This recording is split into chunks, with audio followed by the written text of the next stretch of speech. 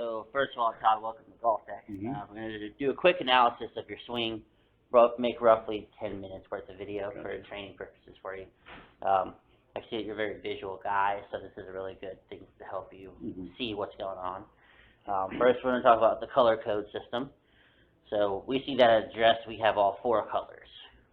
Okay, green and blue is a good thing to see. That means you can swing more in to out. Red and yellow would hinder you from swinging in to out, but also make your path to the golf ball later more down and leftward. You're good at shutting the face, but doing it to really forward bending and a club exiting more left. So we have to work on why that's happening today. You'll notice that Zach Johnson standing a little taller and the head is not so arched downward.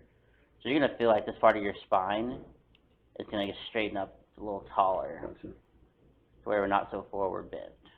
Okay.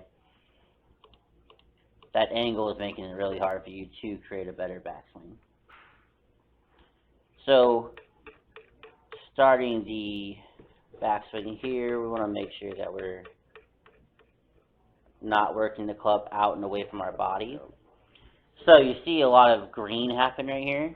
That's good motion-wise, but we have a hand path issue already due to where you were at address. So the more forward you are at address, the harder it is for you to take your hands and take them in. If you stand up taller, you can make the hand path shift faster. Okay. So right there, that's the biggest thing that we're going to want to make sure we do. You notice that his hands are a lot closer to the body and kind of below, let's just say where his ears are. Okay.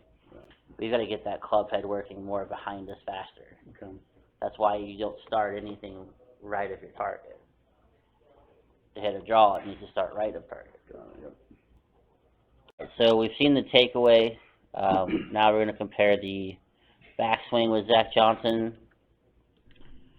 and just hit some checkpoints here where the shaft is actually in the lower part of the trail bicep there.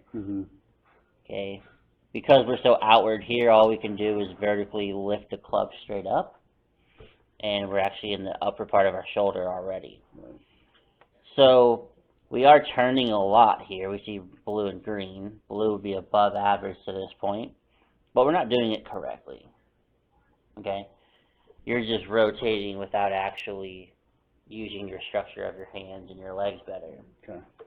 You'll notice that Zach's left knee has changed flex a lot more than your left knee. So we're going to end up seeing more space between his legs. Okay. And then as we get to the top of the golf swing now, okay, the only thing we lack is upper body turn, which is 80. Okay. Tour average is about 89. Getting to at least 90 or 95 would be a really good thing for you here. To do that, as we get those hands more in, that's going to help you rotate your chest more back away from the golf ball. Okay. You'll notice that Zach, because he does this properly, his hands are even with his trail shoulder, but also a little behind, right? So that's the main thing that we have to fix. This is the lack of depth that you talk about. So that's what we're going to create today. Because where you are in your backswing, it's already setting you up for a failure later. Okay? So a lot of coaches, they only teach the downswing. They don't ever look at what started the downswing. If you had a bad foundation, the house is going to fall. Basically, some layman terms. So, due to lack of depth, comparison to Zach Johnson, our only choice is to bring this thing straight down and out because of depth. Okay, Zach, he's so deep right here that he can drop that club and shallow it faster and keep it behind him even longer. This is why on tour, his balls start more right than anybody. It's really hard for him when the golf courses are dog legs to the right, because he's drawing it away from the fairways. It's really hard to play that. Okay, so another reason why a lot of guys have gone hitting fades off the tee box, because they're playing structures of the course differently. But Zach Johnson, been on tour many years, never had to make changes to his golf swing. It's very basic, and it looks very effortless. Right. He's doing things efficiently because he doesn't change swing every other year. Right. That's why you see people Every other struggling. month. Okay, we have to fix this motion here. Right. To do that, the backswing needs to get deeper, the hand path needs to change, and some things we can utilize the wrist spins a little differently to make sure the club stays even further behind. You'll notice that Zach's wrist right here is almost a 90-degree angle with his right wrist, so it's extended. So continuing from this spot here, due to the really forward bend, even in the shoulders and hips, okay, the club has no choice but to work across and left, okay. Zach Johnson, not bending as far forward, is going to work the club more into the golf ball, and then right of the golf ball, and then vertically upward. So this is what's going to change for you today when we get a path that's different. Gotcha. Because you're actually really good at bending, which I don't know how you do that with the path that left. So adding to a better swing path, that bend number should get higher backwards for you. Tour average is 10 to 20 by this point. You're at 9. So that's not bad. So is that, I'm sorry, which way am I bending? Is it? You're bending backwards.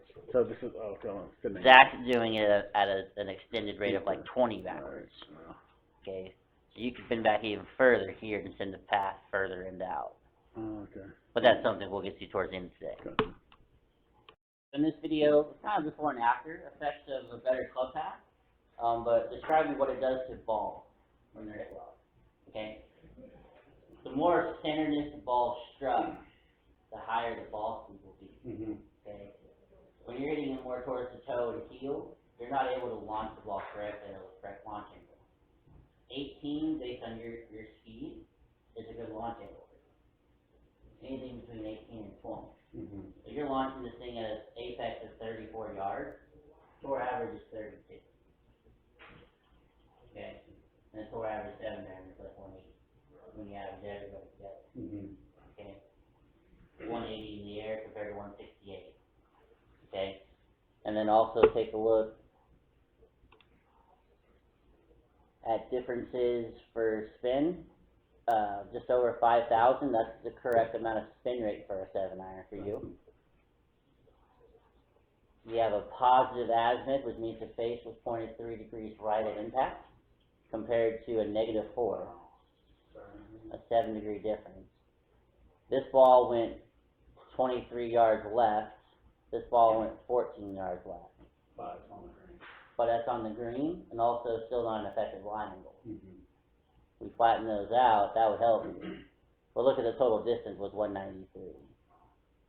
With less effort than you probably have ever thought. But let's watch the actual swings now. So, kind of diagnosing the first part, we had a path that was just too straight backwards. Now we have a path of the hands working more behind us. So totally different. And a lot more of what a tour pro would actually be doing. Say Zach Johnson at the same motion, right? When we're here, we're already cutting off the upper part of our shoulder. Right here, we're actually in the lower half, and the arm is parallel to the ground. Okay, really close to the head, not so close to the head. So really good depth. Right here, chopping our head off.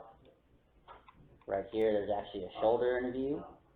That could be lower, that's why it's still overdrawing. Zach Johnson's shaft is about right here at the same motion, but compared to where you were, you know, this is totally different. And then we notice a lot of outward movement there, downward movement here. You still kept the club behind you. That's totally different. Toe dragging across, toe coming in. And then notice the exit, there's no elbow, you have a higher exit. That would always be a shot that draws from right to left. So I want to bring in the exit chart and show you what this looks like. If you looked at your swing right now and compared it to a picture, which one is it? yellow one, the other one. You're the blue one. I was looking at the line, I'm sorry. Oh, the picture. The shot you just hit started right and Yeah, overturned. that's what I was looking at. So we're the blue one, right? Yeah. If you look at shaft exit, high and up towards the head, Mm-hmm. but also a face that's closed. Oh, Okay. so, no. Tour guys, a little bit lower, meaning that we could add some hip rotation at this point. Okay. Notice we're about 20 degrees off. We're turning our hips more like the guy in blue or yellow. Mm-hmm. Okay. But backwards bending, upwards to left and back, so really good. And the biggest thing is not tilting enough to the right. That's another factor that's really important for curvature, but also accuracy. But that's a shot you can easily play. The thing is, you got to start that thing more right at the green than that.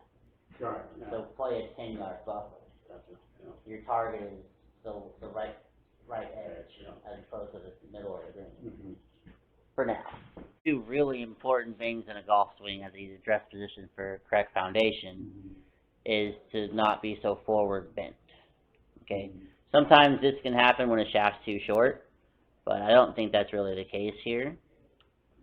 Notice that since we've changed this, you've hit like one fat shot out of 20, Mm-hmm. and everything is launched high and turn right to left. Okay. We want to watch these two swings and just see the differences that you're making. The initial backswing is helping you bend less forward, but also create a deeper path of the club. Mm-hmm. Okay. Notice that your hands are already even with your back shoulder, Mm-hmm. so they have moved considerably right here. Okay.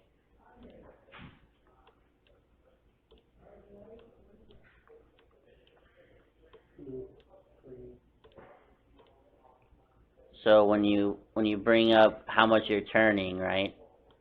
So you're closing your turns faster, but doing it more successfully, right? So let's continue to the top of the backstroke.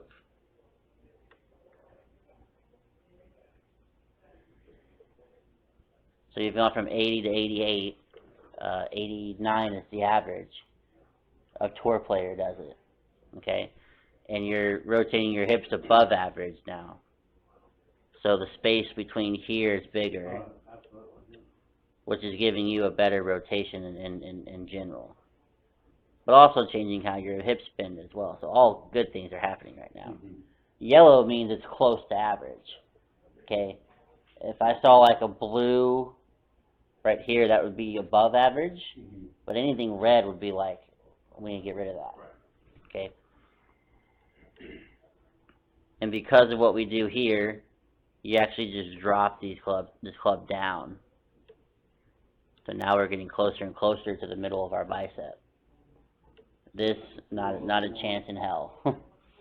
Nothing good is ever going to happen from right there. So you feel like in the backswing, your club goes more towards your hip pocket. Okay. And in the top of your golf swing, it's even with your right shoulder blade right there. And then the downswing, it comes back to your hip. Okay. Still going this way a little bit. You want the hand to come down towards your hip, and then through the ground, the face exits right field. So kind of like that.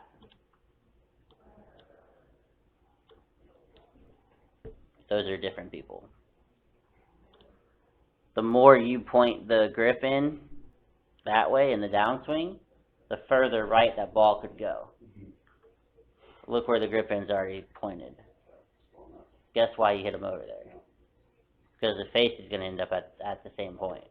Okay? Yeah, and this is just a high exit, but that would help you hit big draws. It'd also help you create a lot of speed. So that's why you're seeing a gain in distance. Mm-hmm. You have a lot more club head speed.